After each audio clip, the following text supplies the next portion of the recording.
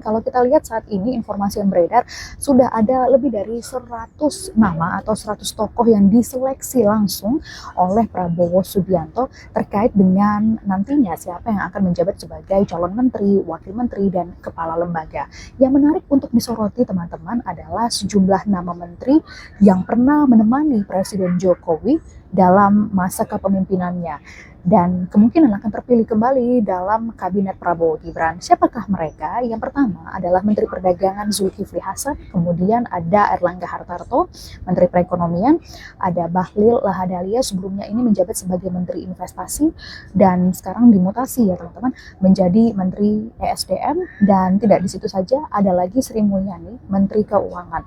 Nama-nama yang santer terdengar dan juga punya prestasi tentunya, dan sempat menjaga perekonomian Republik Indonesia dan menjaga proses alur investasi baik di dalam negeri dan juga di luar negeri. Namun yang tak kalah menarik untuk disoroti adalah jumlah kementerian yang bertambah. Sebelumnya ada 34 kementerian dalam era Presiden Jokowi yang saat ini diisukan akan bertambah menjadi 46 kementerian di era Prabowo Gibran.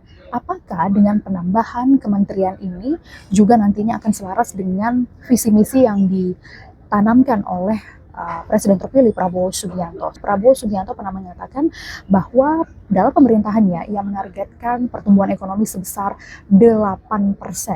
Sebelumnya di era Presiden Jokowi sendiri hanya menargetkan kurang lebih sekitar 5%, dan Presiden Jokowi pun mematok 5,2% pertumbuhan ekonomi di tahun pertama Subianto menjabat. Ini artinya ada pertambahan atau cita-cita yang cukup besar yang dimiliki oleh Prabowo Subianto untuk menggapai 8% tersebut. Ini juga ditekankan oleh Rosan Roslani yang saat ini menjabat sebagai Menteri Investasi, mengatakan bahwa optimistis untuk bisa meraih target pertumbuhan yang sudah ditetapkan. Adanya penambahan kementerian tadi, teman-teman, apakah kabinet Prabowo Gibran ini bisa menyanggupi di tengah penambahan jumlah kementerian yang pastinya juga akan mempertimbangkan sejumlah pertimbangan terkait dengan anggaran.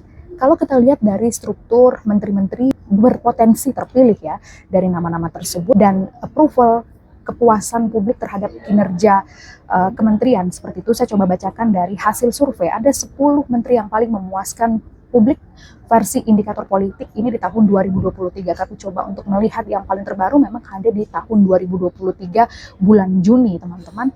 Yang pertama adalah Menteri Pertahanan ya, Prabowo Subianto yang kemudian terpilih menjadi presiden saat ini, sedang terpilih.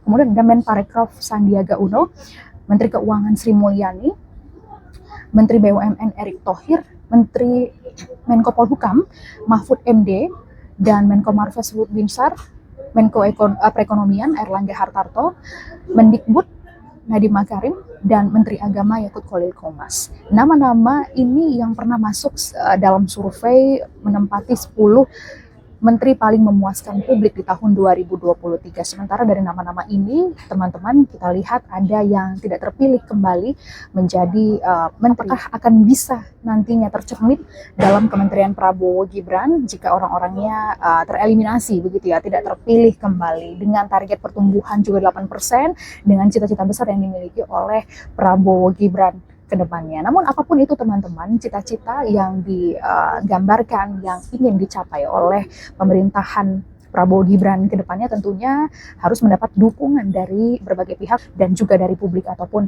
masyarakat. Menarik untuk disoroti ke depannya, apakah kabinet gemuk ini bisa memberikan manfaat yang cukup besar bagi masyarakat Indonesia, khususnya kita lihat dari proporsi ataupun komposisi kementerian ada yang sudah dipecah, jadi lebih fokus lagi. Contohnya isunya adalah Kementerian Kebudayaan, kemudian ada Kementerian Pariwisata, ada lagi Kementerian Pendidikan. Itu tadi teman-teman analisa kami. Bagaimana pendapat Anda? Apakah kabinet gemuk ini bisa menjawab dan menjadi solusi bagi permasalahan Indonesia saat ini?